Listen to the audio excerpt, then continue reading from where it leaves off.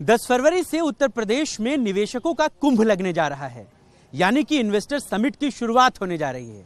और इस investor summit की शुरुआत करने देश के यशस्वी प्रधानमंत्री नरेंद्र मोदी खुद राजधानी लखनऊ पहुंचेंगे। सुबह 9:30 बजे प्रधानमंत्री का विशेष विमान लखनऊ के चौधरी चरण सिंह हवाई अड्डे पर उतरेगा। इसके बाद वो कार्यक्रम स्थल पर जाएंगे, जहां पर वो लगभग 2 से ढाई घंटे का समय बिताएंगे। लेकिन प्रधानमंत्री के दौरे और इन्वेस्टर समिट को लेकर पूरा शहर इस समय दुल्हन की तरह सजा हुआ है।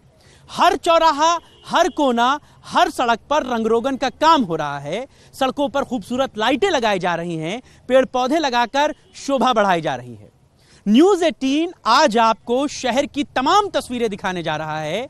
हम कार्यक्रम स्थल से लेकर के जहां पर वीवीआईपीज रुकेंगे, उन जगहों को आपको दिखाएंगे। इसके साथ ही साथ आपको यह भी दिखाएंगे कि पूरे शहर को किस तरह सजाया संवारा जा रहा है। लाखों लोग इस कार्यक्रम के गवाह बनेंगे। लगभग 1000 से ज्यादा इन्वेस्टर उत्तर प्रदेश पहुंचेंगे। तो चलिए हमारे साथ, हम आपको दिखाते हैं पूरे शहर की क्या रौनक है। न्यूज़ 18 आपको दिखाने जा रहा है कि किस तरह यूपी इन्वेस्टर समिट और G20 सम्मेलन से पहले राजधानी लखनऊ सजी हुई है और अपने मेहमानों का बाहें फैलाकर इंतजार कर रही है।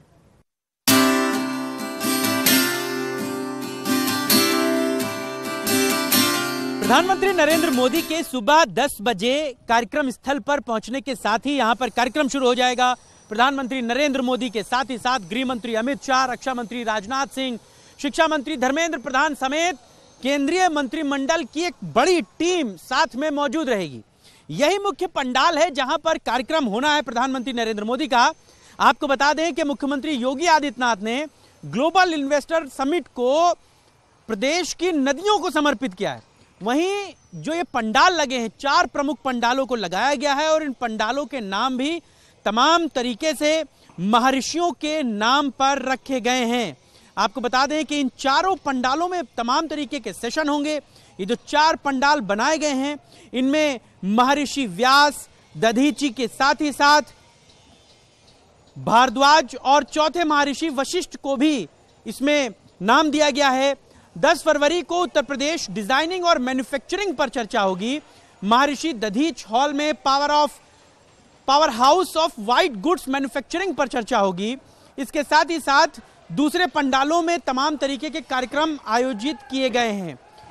3 दिन चूंकि यह कार्यक्रम चलेगा, 10 तारीख के बाद 11 तारीख को मोबिलिटी व्हीकल्स और फ्यूचर मोबिलिटी पर चर्चा होगी।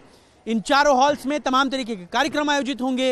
इसके साथ ही साथ तीसरे दिन भी महत्वपूर्ण इश्यूज पर चर्चा होगी।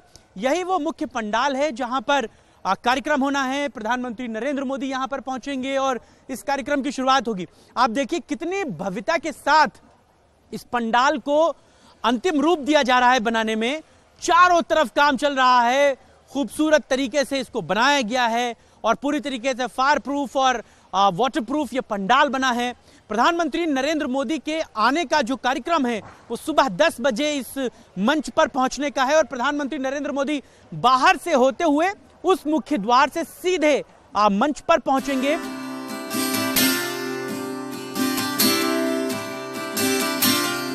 आप देख सकते हैं कि डेमो जो है वो रिहर्सल की जा रही है और जो मेक इन इंडिया का जो नारा था प्रधानमंत्री नरेंद्र मोदी का, उस मेक इन इंडिया में जो शेर बना था और जो मशीनरी बनी थी, आप देखिए उस तरीके की तमाम चीज़ों को मंच के आगे बनाया गया है और वो सारी चीज़ें बस अब अपने अंतिम रूप में हैं और जितने भी इन्वेस्टर यहाँ पर आएंगे उनके बारे में ब्रीफ किया जाएगा टेक्स्ट के जरिए, ग्राफिक्स के जरिए। और वो कार्यक्रम स्थल जो है वो यही मुख्य कार्यक्रम का पंडाल है जहाँ पर कार्यक्रम होना है। प्रधानमंत्री नरेंद्र मोदी तकरीबन 1.5 घंटा तक यहां पर रहेंगे और जो तमाम इन्वेस्टमेंट की रूपरेखा है वो तैयार कर ली गई है।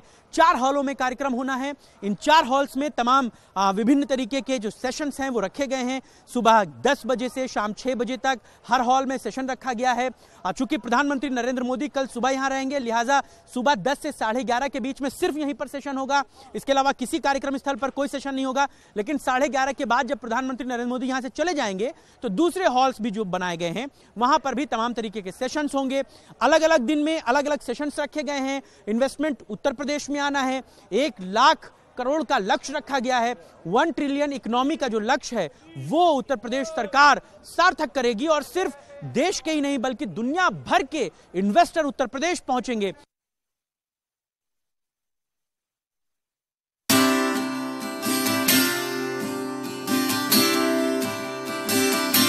तो एयरपोर्ट से शुरू हुई हमारी लखनऊ की कहानी सबसे पहले पड़ाव पर आ पहुंची है टेंट सिटी में। ये टेंट सिटी क्या है? टेंट सिटी वो जगह है जहां पर इस बार सारे वीवीआईपीज रुकेंगे, यानी कि राजधानी लखनऊ में इस बार कोई भी गणमान्य अतिथि किसी भी 5 स्टार होटल में नहीं रुकेगा। वो इस बार टेंट सिटी में रुकेगा और टेंट सिटी में उनके रुकने की पूरी व्यवस्था कर ली गई है। इस बार 3 टेंट सिटी बनाई गई हैं, जिसमें अयोध्या टेंट सिटी है, काशी की नाम से बनी हुई दूसरी टेंट सिटी है और तीसरी टेंट सिटी है प्रयागराज के नाम से। सबसे पहले हम आपको ले आए हैं अयोध्या की टेंट सिटी में। चाइना से जो इन्वेस्टर आएंगे वो भगवान राम के बारे में पूरा जान पाएं, उसके लिए दीवारों पर प्रभु श्री राम से जुड़े हुए सारे कांड लिखकर लगाए गए हैं। रामचरितमानस में जितने कांड भगवान श्री राम से जुड़े हुए लिखे गए हैं उन सभी चीजों को यहां पर तस्वीरों के जरिए आप देखिए कितने सुंदर तरीके से लिखकर लगाया गया है। ये चूंकि हम लोग बाहर से अगर आपको दिखाते तो प्रभु श्री राम के जन्म का भी मौका जो था वो बाहर आपको दिखता। ये प्रभु श्री राम की शादी का जो रामायण में जिक्र किया गया है वो यहां पर लिखकर लगाया गया है। भगवान श्री राम माता सीता का ये शादी का विवाह का वक्त था, उस समय की तस्वीर है।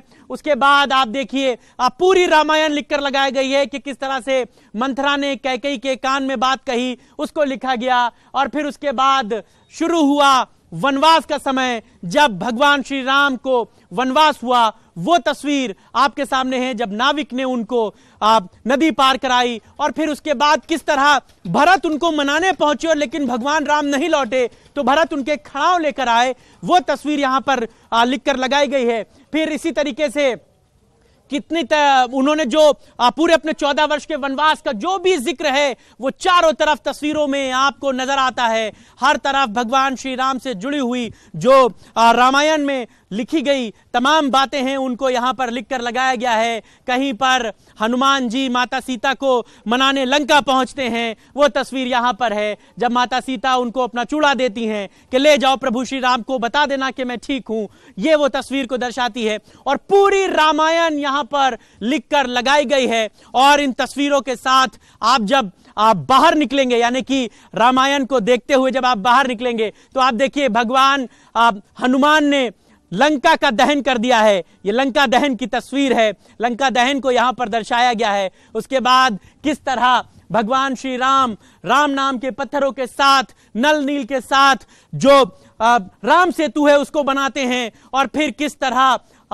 भगवान लक्ष्मण को तीर लगता है, संजीवनी हनुमान जी लेकर आते हैं और उसके बाद रावण का वध होता है। ये पूरे रामायण को लिखकर जिस तरह वाल्मीकि ने सुंदर तरीके से रामायण में लिखकर बताया, उतने ही सुंदर तरीके से भगवान श्री राम से जुड़ी हुई पूरी रामायण का जिक्र अयोध्या टेंट सिटी में किया गया है।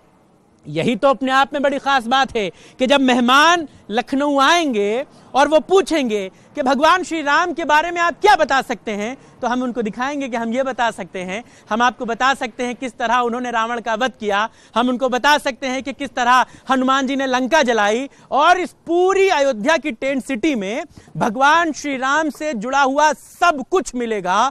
हर वो चैप्टर जो आपने रामायण में पढ़ा है, जो आपने अपने बड़े बुजुर्गों से सुना है, वो सब कुछ यहां पर है। देखिए कितना खूबसूरत तरीके से इस अयोध्या की टेंट सिटी को बनाया गया है, उस पे फूलों के जरिए इसको खूबसूरती का अंदाज दिया गया है। और सामने देखिए प्रभु श्री राम की एक भव्य प्रतिमा लगाई गई है, खूबसूरत प्रतिमा लगाई गई है। और ये तस्वीरें ये बताती हैं कि लखनऊ कितनी तेजी के साथ अपने जो लोग यहां पर आने वाले हैं उनका इंतजार कर रहा है। और अयोध्या की इस टेंट सिटी के साथ ही साथ काशी की टेंट सिटी में भी 250 जो टेंट हैं वो लगाए गए हैं। इसके साथ ही साथ जो प्रयागराज की टेंट सिटी है वहां पर भी 250 टेंट लगाए गए हैं, यानी कि 750 टेंट लगाए गए हैं। वहां पर आप देखिए दीवारों पे उकेरा गया था और यहां पर देखिए आप मूर्तियों के जरिए भी जो है वो तमाम चीजें दिखाने की, बताने की कोशिशें जो हैं वो की जा रही हैं कि जो भी गेस्ट आए, जो भी वीवीआईपीज लोग आए, वो भगवान श्री राम से जुड़ा हुआ सब कुछ जान सकें। उसके लिए यहाँ पर पूरे माकूल बंदोबस्त किए गए हैं। ये लखनऊ, लखनपुरी, जिसे भगवान लक्ष्मण की धरती भी कहा जाता है, वो आज पूरी तरीके से तैयारी की तरफ अग्रसर है। जब इन्वेस्टर समिट शुरू होगा, जब G20 सम्मेलन शुरू होगा और देश दुनिया से आने वाले लोग भारतीय संस्कृति को, भारतीय परंपराओं को जान सकेंगे, उसके लिए ये टेंट सिटी तैयार है। हम आपको हर बारीक तस्वीर, हर खूबसूरत तस्वीर दिखा रहे हैं इस इन्वेस्टर समिट और G20 से जुड़ी हुई कि किस तरह शहर अपने लोगों का आने का बेसब्री से इंतजार कर रहा है।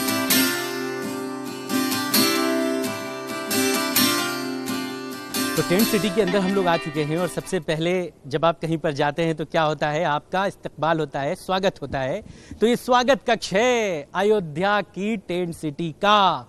राजधानी लखनऊ में जब मेहमान यहाँ पधारेंगे तो सबसे पहले वो यहाँ पर आएंगे, बैठेंगे, उनका इस्तकबाल होगा। और किसी भी जगह पर पारंपरिक तरीके से, चूंकि हम उत्तर प्रदेश में रहते हैं, लखनऊ में रहते हैं और लखनऊ अपनी नज़ाकत, अपनी मेहमान नवाजी के लिए जाना जाता है, तो सबसे पहले जैसे ही लोग यहाँ पर आएंगे उनका टीका लगाया जाएगा, उनको फूलमाला पहनाई जाएगी और उनका इन्वेस्टर समिट में स्वागत किया जाएगा। स्वागत कक्ष भी बड़ा खूबसूरत बनाया गया। जैसे हमने बाहर भी आपको दिखाया कि पूरे गेट से भगवान राम से जुड़ी हुई तमाम चीजों को पेंटिंग्स के जरिए, कलाकृतियों के जरिए लगाया गया है। यहां पर देखिए, सबसे पहले ये क्या है, ये मंदिर जो बना हुआ है ये श्री कृष्ण बलराम टेम्पल है।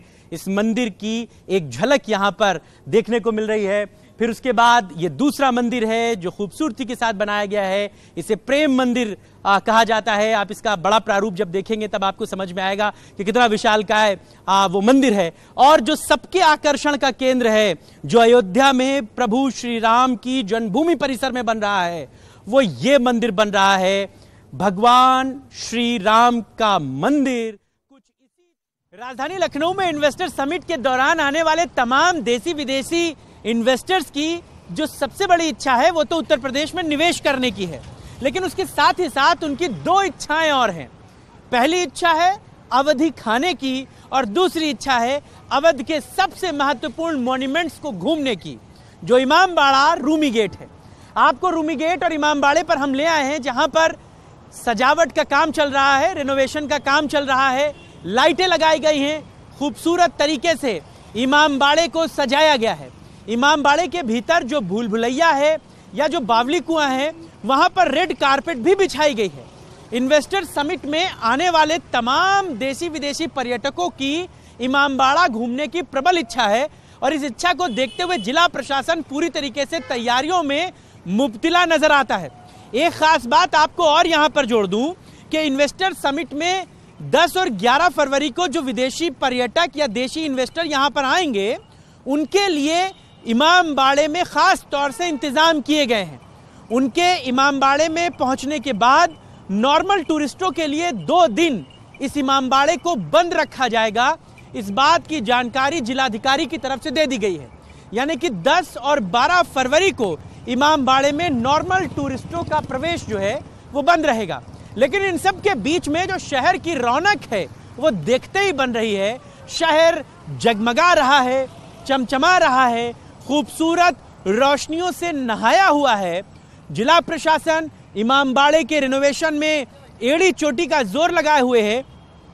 चूंकि तमाम लोगों को यहाँ पर आना है और लखनऊ की तमीज, तहजीब, यहाँ की जो मेहमान नवाजी है वो दुनिया भर में मशहूर है, तो खाने में मेहमानों को जहाँ अवधि जायके भी मिलेंगे, तो वहीं घूमने के लिए इमामबाड़े में बेहतर सुविधाएं मिलेंगी।